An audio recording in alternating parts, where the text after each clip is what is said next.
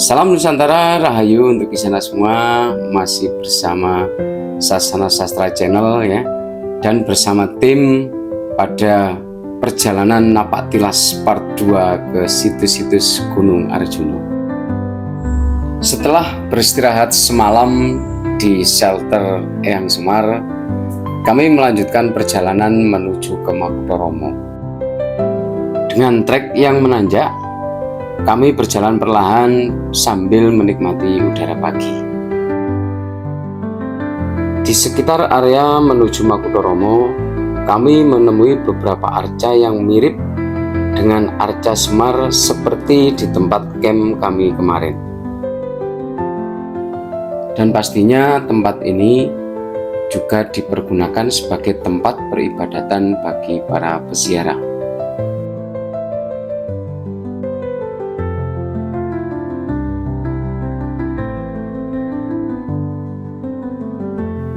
Perjalanan kami lanjutkan kembali karena sedikit lagi kami hampir mencapai area Makutharomo. Situs Makutharomo ini sangat ideal sebagai tempat persembahyangan maupun sebagai tempat beristirahat bagi para peziarah maupun para pendaki Gunung Arjuna, karena tempat ini sangat lapang dengan air yang melimpah.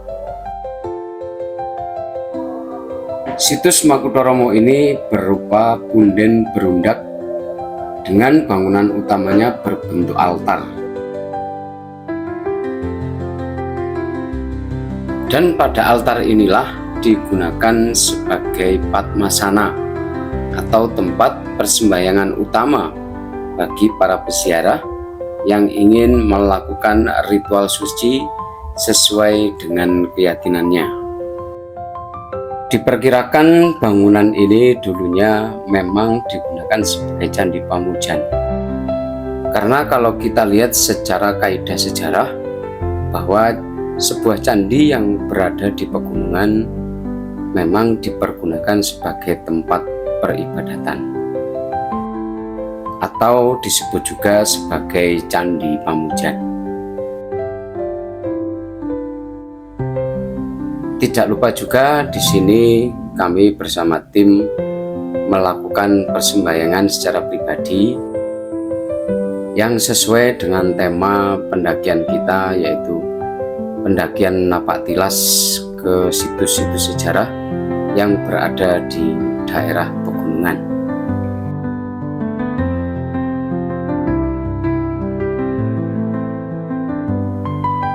Perjalanan kami lanjutkan menuju ke Candi Sepilar. Dan waktu menuju ke Candi Sepilar ini banyak sekali arca-arca bermotif dua pala, walaupun masih berbentuk sederhana, tetapi kondisi yang berada di daerah ini atau arca-arca yang ada di candi ini masih begitu terawat. Kemudian diberikan kain-kain putih di setiap candi yang memasuki area Candi Sepilar. Pada setiap trek yang menanjak ini sangat terlihat bahwa tangga-tangga menuju ke area Candi Sepilar ini pun merupakan peninggalan-peninggalan pada masa era kuno. Memasuki area Candi Sepilar, kami bertemu dengan arca Dwarapala yang terpahat pada dinding batu. Ini saya videokan pada bagian kiri. Pada bagian kanan pun juga ada ya. Jadi kemungkinan arca ini dulunya memang sengaja dipahat pada dinding batu yang tersedia di Gunung Arjuna ini. Setelah perjalanan 10 menit dari Makutharomo, sampailah kami pada Candi Sepilar yang merupakan bangunan tertinggi di Gunung Arjuna. Dan kemungkinan nama Sepilar ini diambil karena bentuknya menyerupai pilar.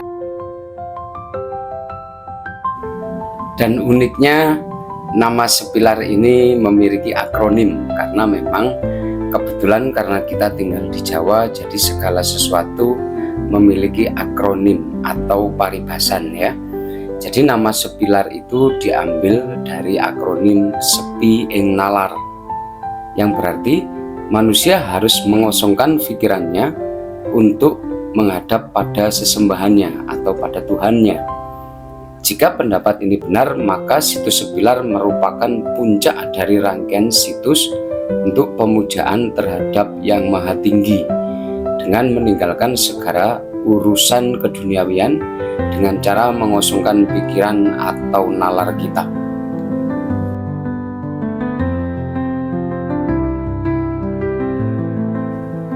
Setelah kurang lebih 15 menit kami bersembahyang di Candi Sepilar, perjalanan kami lanjutkan menuju ke Candi Wesi.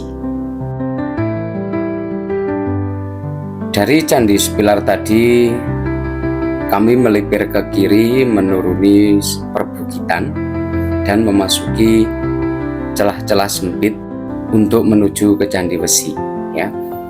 Jadi perjalanan ini kami sengaja beriringan agar setiap anggota tidak tertinggal di belakang, karena mengingat di area Gunung Arjuna ini hutannya sangat begitu rimbun dan mata kita harus senantiasa jeli pada setiap trek yang akan kita lalui.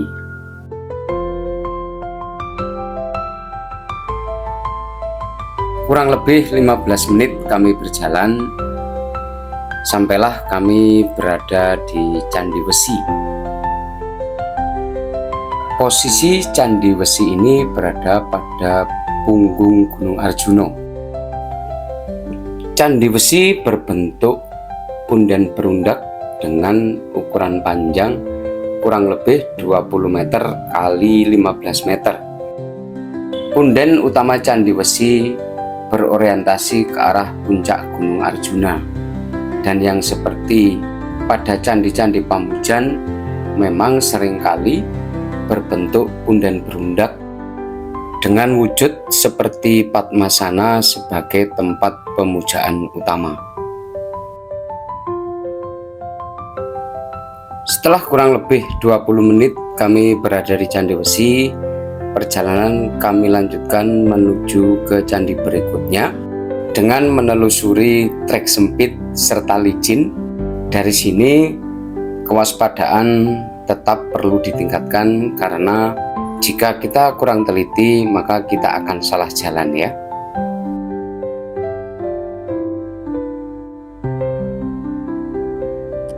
Kurang lebihnya 15 menit, akhirnya kami sampai pada sebuah bangunan yang di sini terdapat dua bangunan, yaitu bangunan utama yang dipergunakan sebagai tempat persembahyangan dan satu lagi berupa toilet ya.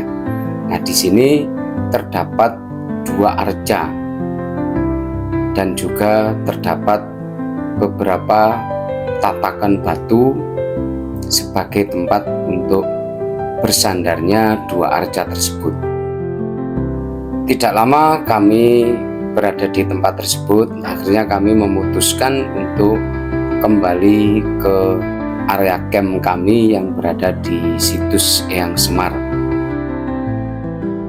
Setelah sampai di area camp Eyang Semar, kami masak-masak ya untuk mengisi tenaga sebelum perjalanan turun gunung. Setelah perjalanan yang sangat panjang dan sangat melelahkan, kami pun dengan enaknya memakan setiap hidangan yang telah kami masak sendiri. Dan disinilah akhir perjalanan kami di sana semua. Kami akhirnya berjalan turun gunung untuk kembali ke rumah. Dan semoga apa yang kami sajikan pada perjalanan napak tilas ke situs-situs Gunung Arjuna dapat memberikan manfaat yang baik untuk kita semua, dan sudah seyogyanya bagi kita, bagi penerus generasi bangsa yang hidup di Nusantara ini, untuk senantiasa melestarikan budaya leluhur kita pada masa lalu. Saya Herlando, salam Nusantara Rahayu.